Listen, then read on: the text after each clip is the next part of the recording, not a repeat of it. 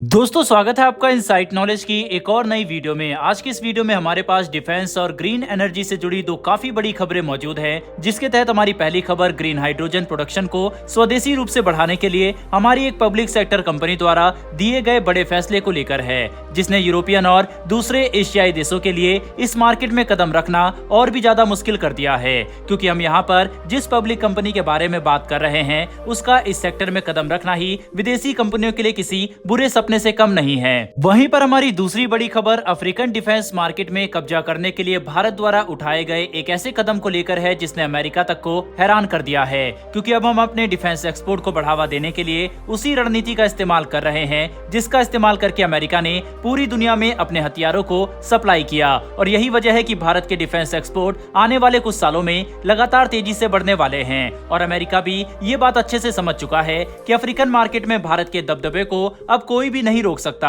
जिसकी वजह से चीन भविष्य में भारत के खिलाफ और भी ज्यादा एग्रेसिव हो सकता है। तो चलिए बिना वक्त गवाए अब इस वीडियो को शुरू करते हैं और सबसे पहले बात करेंगे उस खबर के बारे में जिसने ग्रीन एनर्जी को लेकर दुनिया भर की कंपनियों को डरा दिया है। दरअसल दोस्तों, लेटेस्ट रिपोर्ट के अनुसार भारत की कुछ सबसे बड़ी और सफल पब्लिक सेक्टर एंटिटीज में से एक यानी BHEL ने अब इस बात का ऐलान किया है कि वे अपनी इंजीनियरिंग क्षमताओं का इस्तेमाल करते हुए इलेक्ट्रोलाइजर मैन्युफैक्चरिंग में कदम रखने वाले हैं, जो फिलहाल एक डेवलपिंग मार्केट के तौर पर देखा जा रहा है, जिसमें ज्यादा कंपटीशन भी नहीं है। ऐसे में अगर भारत की ये कंपनी इस सेक्टर में अपने कदम रखती है तो ये कई एशियाई और यूरोपियन कंपनियों के लिए काफी बुरी खबर होगी, क्योंकि इलेक्ट्रोलाइजर मैन्युफैक्चरिंग के मामले में भारत पहले से ही काफी ज्यादा आगे चल रहा है, जिसके तहत हमने कुछ समय पहले इलेक्ट्रोलाइजर मैन्युफैक्चरिंग को बढ़ावा देने के लिए कई बेहतरीन स्कीम लॉन्च की, जिसके बाद विशेषज्ञों का कहना है कि साल 2025 तक भारत के अंदर इलेक्ट्रोलाइजर मैन्युफैक्चरिंग की क्षमता 8 गीगावाट तक पहुंच जाएगी, जो काफी बड़ी बात है। इसका मतलब ये होगा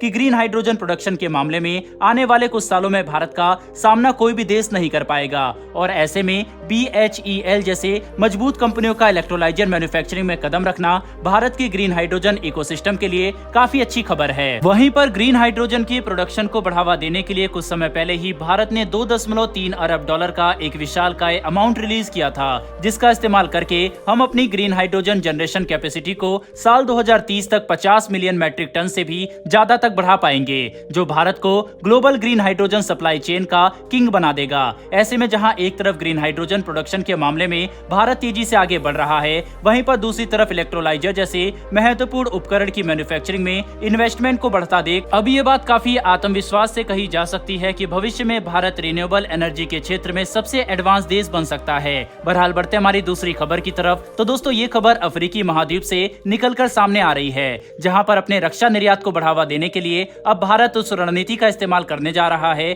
जिसने अमेरिका को डिफेंस एक्सपोर्ट का किंग बना दिया। दरअसल दोस्तों, अब रक्षा निर्यात को बढ़ाने के लिए भारत अपनी रणनीति में काफी बड़े उलटफेर करने वाला है, जिसके तहत हमने ये फैसला लिया है कि हम अफ्रीकन देशों को अपने हथियारों सप्लाई करने के लिए हमारी सॉफ्ट पावर फाइनेंसिंग, ट्रेनिंग और इंफ्रास्ट्रक्चर इन्वेस्टमेंट का भी इस्तेमाल करेंगे, जो अफ्रीका के सभी देशों पर एक काफी बड़ा प्रभाव डाल सकता है। दरअसल पिछले कई सालों से भारत अफ्रीका के 42 देशों में भारी भरकम इन्वेस्टमेंट कर रहा है, जिसके तहत हमने काफी बड़ी संख्या में health centre, school, training facility, IT tower, highway और कई अलग अलग तरह के इंफ्रास्ट्रक्चर बनाए। और आगे भी हम अफ्रीकन देशों में अपना इन्वेस्टमेंट जारी रखेंगे। साथ ही भारत की प्राइवेट कंपनियां भी अफ्रीकन मार्केट में तेजी से आगे बढ़ती जा रही है। एग्जाम्पल के लिए हम हमारी ऑटोमोबाइल कंपनियों को देख सकते हैं, जिन्होंने अफ्रीका के मार्केट में तो चीन और जापान की कंपनियों को भी पीछे कर दिया। मतलब अगर हम अफ्रीकन देशों को अपने हथियार सप्लाई करने के लिए सॉफ्ट पावर का इस्तेमाल करें तो हमें ज्यादा सफलता मिल सकती है, जिसके तहत भारत अफ्रीकन देशों को लाइन ऑफ क्रेडिट ऑफर कर रहा है। और हम बार बार सभी को इस बात का एहसास करा रहे हैं कि भारतीय हथियार चाइनीज वेपन सिस्टम के मुकाबले